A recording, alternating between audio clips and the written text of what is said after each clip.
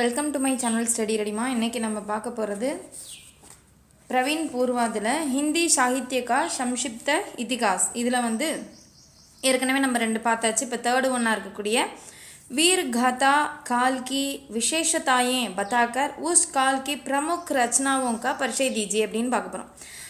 அதாவது இந்த இலக்கிய காலங்களை நம்ம வகைப்படுத்துகிறாங்க இல்லையா, அதில் வீரகாதா கால் அப்படின்னு சொல்கிறாங்க. ஸோ அந்த காலத்தினுடைய சிறப்புகளை சொல்லி அந்த காலத்தில் எழுதப்பட்ட முக்கிய படைப்புகளை பற்றி ஒரு இது கொடுங்க, டெஃபினேஷன் கொடுங்க அப்படின்னு சொல்லி இதை கொடுத்துருக்காங்க.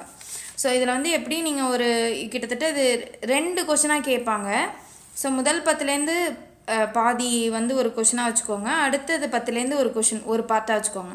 அப்போ முதல் 5 படிச்சிங்க அப்படின்னா அந்த முதல் பகுதியில் கேட்கக்கூடிய 2 கொஷனில் ஒன்று நம்ம அட்டன் பண்ணிடலாம்.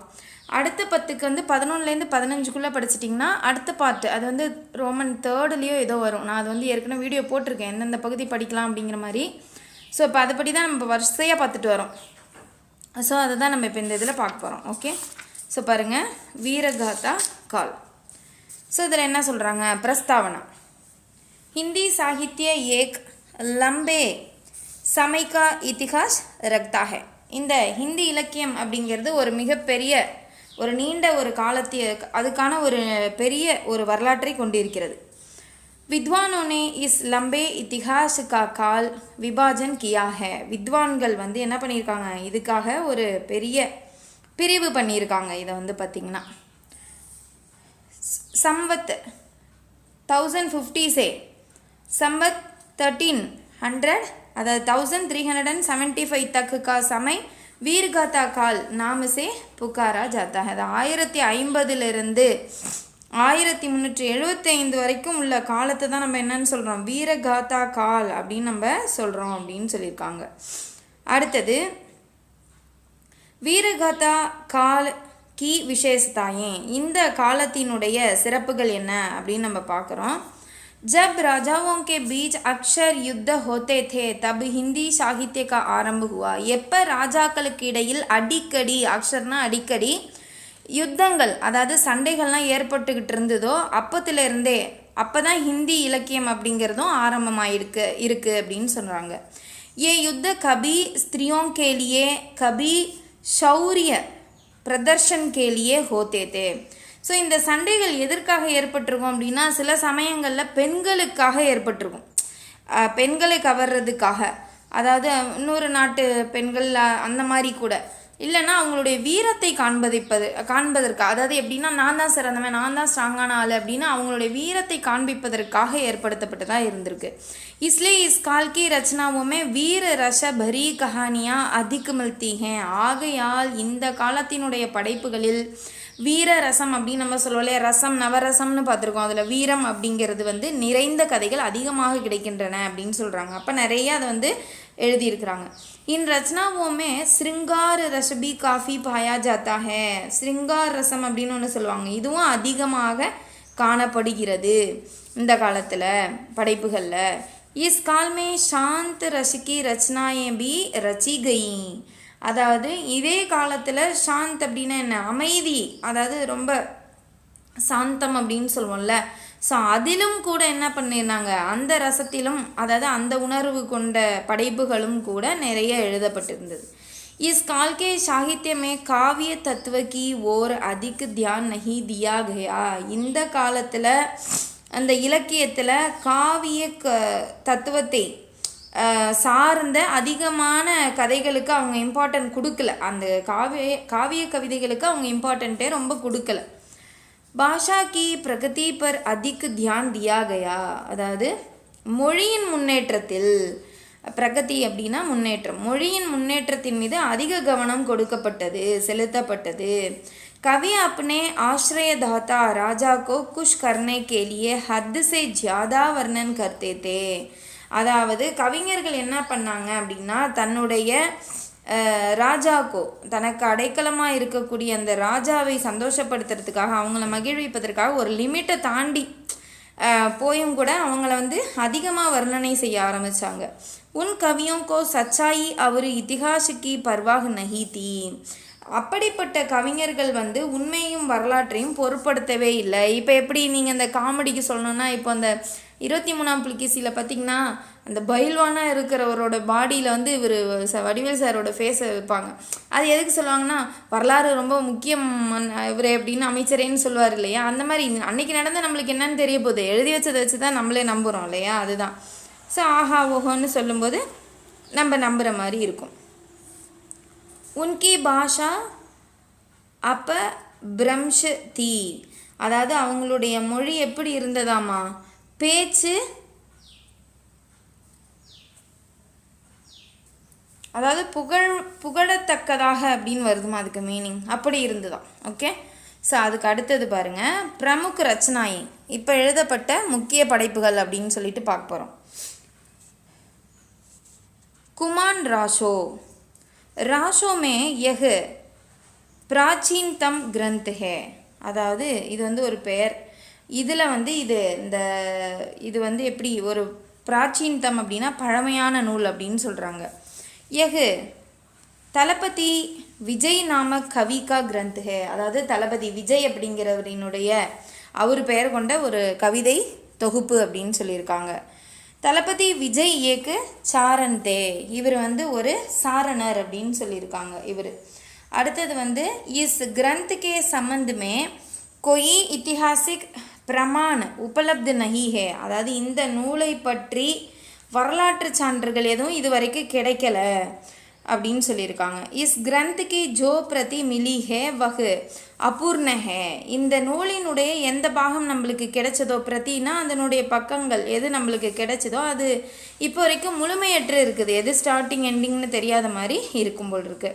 இஸ்லே இஸ் கிரந்த் கே பாரேமே சந்தேக் கியா ஜாத்தா ஹே, ஆகையால் இந்த நூலை பற்றிய சந்தேகம் வந்து நம்மளுக்கு இன்னுமே நிலவி கொண்டு தான் இருக்குது, இது ஒரு முழுமை அடையாமல் இருக்குது. कुमान राशो चित्तौड़ के राजा कुमान विदीय की कीर्ति पर लिखा गया है, என்ன சொல்கிறாங்க அப்படின்னா, இந்த குமான் அப்படின்னு ஒன்று சொல்லிட்டு குமான் ராசோ அப்படி அவர் வந்து சித்தோடு அதனுடைய மன்னராக இருந்திருக்கிறாரு. மன்னராக இருந்த குமான் அவர்களின் விதியக்கி கீர்த்திப்பர், அந்த குமான் விதியனா இரண்டாம் குமான்னு நினைக்கிறோமா, அவரினுடைய புகழை பற்றி அதில் நிறையா எழுதப்பட்டிருக்கு அப்படின்னு சொல்லியிருக்காங்க. ஓகே, ஸோ அடுத்தது வந்து பார்த்திங்கன்னா பீஷல் தேவ் ராசோ அப்படின்னா அது ஒரு படைப்பு சொல்கிறாங்க. இதில் என்ன அப்படின்னா, நற்பதி நாலகு கே துவாரா லிக்கா கயா கிரந்த் பீஷல் தேவ் ராசோ ஹே, அதாவது நற்பதி நாலக் அப்படிங்கிறவர் மூலமாக எழுதப்பட்ட ஒரு கவிதை தொகுப்பு தான் இந்த நூல் தொகுப்பு தான் என்னது அப்படின்னு கேட்டிங்கன்னா பீஷல் தேவ் ராசோ அப்படிங்கிறது. இஸ்மே பி சந்தேகிக்கி பாத்தே ஷாமில் ஹே, இதுலேயும் நிறைய சந்தேகத்திற்குரிய விஷயங்கள் நிறையா இருக்கின்றன. ஃபிர் பி ஆயினும் இசே பிரதம் நிச்சித் கிரந்த் மானா ஜாத்தா ஹே, இருந்தாலும் கூட இதை என்ன சொல்கிறாங்க, இதை வந்து பிரதம் முதன்மையான நிச்சித் கிரந்த் உறுதியான உரையாக கருதப்படுகிறது அப்படின்னு சொல்கிறாங்க. அதுக்கு அடுத்தது எஹ் படா காவிய கிரந்த் நஹி ஹே, இது ஒன்றும் ஒரு பெரிய கவிதை நூல் அல்ல அப்படின்னு சொல்கிறாங்க. அதுக்கு அடுத்தது அஜ்மேர் கே சௌஹான் வம்சமே விக்ரஹராஜ் சதுர்த் நாமக் ராஜா தா, அதாவது அஜ்மேர் அப்படின்னு சொல்லக்கூடிய அஜ்மீர் நினைக்கிறேன், அதனுடைய சௌஹான், அது வந்து ஒரு பதவி, சௌஹான் பதவின்னு சொல்லுவாங்க, சௌஹான்னு சொல்லுவாங்க. அந்த வம்சத்தில் விக்ரஹராஜ் சதுர்த் நாமக் அப்படின்னு பெயர் கொண்ட ஒரு ராஜா இருந்தார். உஸ்கா உபநாம் பீசல் தேவதா, அவருடைய புனை பெயர் மாற்று பெயர் நம்ம சொல்லுவோம்ல, இன்னொரு நேம் சொல்லுவாங்க, அது வந்து பீஷல் தேவா இருந்தது. உஸ்கே ஜீவனுக்கா விவரன் பீஷல் தேவ் ராசோமே தியா கயா ஹே, அந்த அவருடைய வாழ்க்கை தான் இங்கே வந்து ஆட்டோபயோகிராஃபி, அதை தான் வந்து பீஷல் தேவ் ராசோ அப்படிங்கிறதா கொடுக்கப்பட்டிருக்குது அப்படின்னு சொல்லியிருக்காங்க.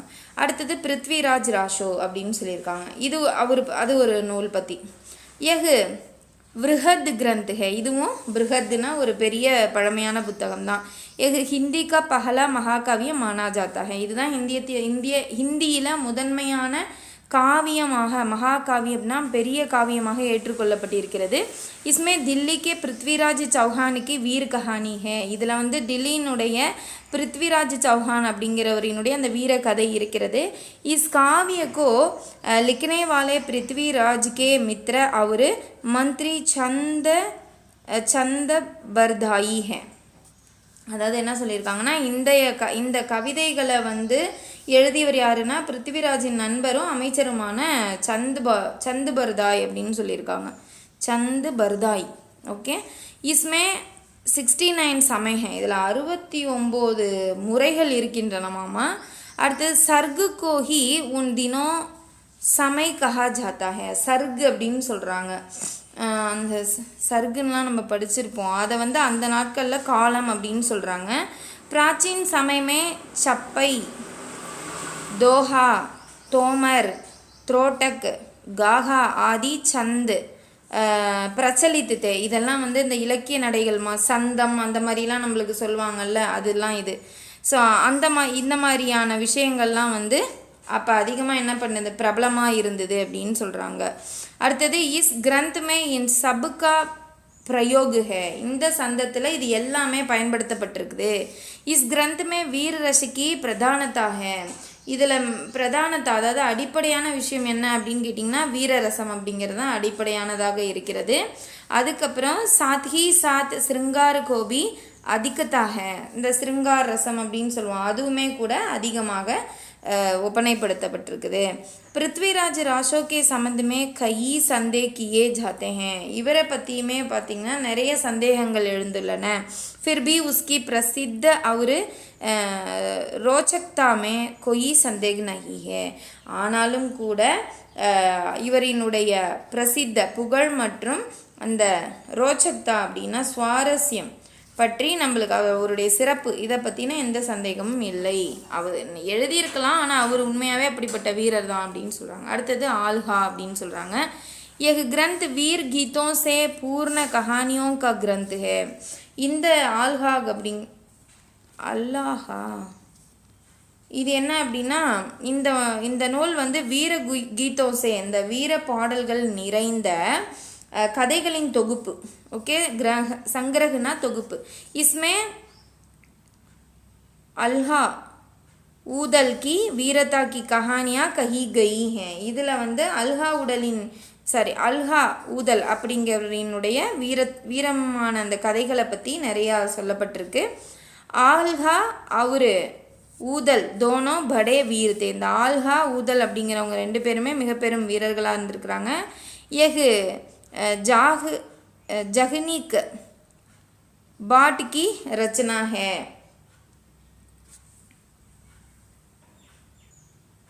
இது அவர் எழுதியிருப்பாருன்னு நினைக்கிறோமா, அவரினுடைய படைப்பு அப்படின்னு கொடுத்துருக்காங்க. எகு ஓஜுபூர்ண கிரந்த் ஹே. இது வந்து ஒரு வலிமை வாய்ந்த ஒரு சக்தி வாய்ந்த ஒரு புத்தகம் நூல். இசே லோக் வர்ஷா ருத்து மே படுத்தே ஹே. இதை வந்து மக்கள் வந்து மழைக்கால சமயங்களில் இதை படிப்பாங்களாமா. அடுத்து வந்து எக அதிக் பிரசித்த கிரந்த்கே. இது மிகவும் புகழ்பெற்ற ஒரு புத்தகம் நூல் அப்படின்னு சொல்கிறாங்க. அடுத்தது ஜெயச்சந்த் பிரகாஷ் அப்படின்னு கொடுத்துருக்காங்க. எகு 13 வீம் அதாவது 13 வீம்னு வச்சுக்கோங்களேன். சதாப்திக்கே பிராரம்பிகா கிரந்த்கே. இது 13ஆம் நூற்றாண்டின் ஆரம்ப தொடக்கத்தில் உள்ள ஒரு எழுதப்பட்ட முற்பகுதியில் உள்ள ஒரு நூல். இஸ்கே ரட்சிதா பட்ட கேதார் மானே ஜாத்தே ஹே. பட்ட கேதார் அப்படிங்கிறவர் தான் இதை எழுதினாருன்னு சொல்லப்படுது. இஸ்மே கன்னௌஜ் கே ராஜா ஜெயச்சந்த் கா இஸ்மே கன்னௌஜ் கே ராஜா ஜெயச்சந்த் கா யசவர்ணன் ஹே. இதில் வந்து கன்னௌஜின் மன்னன் ஜெயச்சந்த் அவரை பற்றின புகழின் வர்ணனை நிறையா இருக்குது. மகர் யக் கிரந்த் அப்ராப்த ஹே. ஆனால் இது வந்து இந்த புத்தகம் முழுசாக என்ன பண்ணல, கிடைக்கவே இல்லை, இந்த நூல் கிடைக்கல அப்படின்னு சொல்கிறாங்க. அடுத்தது கவி அமீர் குஷ்ரோ. அமீர் குஷ்ரோ 1380 ஆஸ்பாஸ் ரகுத்தே. 1380 கிட்டத்தட்ட வாழ்ந்தவர். பிரசித்த கவி அவர் அச்சே லேக்கக் தே. ஒரு புகழ்பெற்ற ஒரு கவிஞர் மற்றும் நல்ல ஒரு லேக்கக்னா எழுத்தாளரும் கூட. இன்கி ரச்சனாயே பிரச்சலித் பஹேலியா அவர் முக்ரியாக. இவருடைய படைப்புகளில் பார்த்தீங்க அப்படின்னா புதிர்கள் அந்த விடுகதைகள் போன்றவைகள்லாம் நிறையா நிறைஞ்சிருக்கும். ஸோ அடுத்த உபசம்ஹார். ஹிந்தி சாகித்ய ரூபி சிசு கா ஜன்ம யுத்தோं के बीच में हुआ. அதாவது ஹிந்தி இலக்கியம்னு சொல்லப்படுகின்ற இந்த ஹிந்தி இலக்கியம்னு சொல்லப்படுற இந்த குழந்தையினுடைய பிறப்பு யுத்தங்களுக்கு இடையில் தோற்றுவிக்கப்பட்டது. அப்போ தான் இது வந்து பிறந்திருக்கு இந்த இலக்கியமே. इसलिए उस काल की रचनाओं में थोड़ी கர்கஷ்தா பாயி ஜாத்தி ஹே.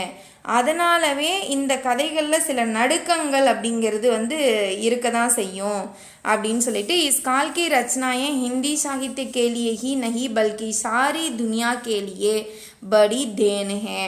இந்த காலத்தினுடைய படைப்புகள் இந்தி இலக்கியத்திற்காக மட்டுமல்ல, மாற்றாக இந்த முழு உலகத்திற்குமே ஒரு பெரும் பரிசு அப்படின்னு சொல்லியிருக்காங்க. ஸோ இதுதான் இந்த வீர்காத்தா கால் அப்படின்னு.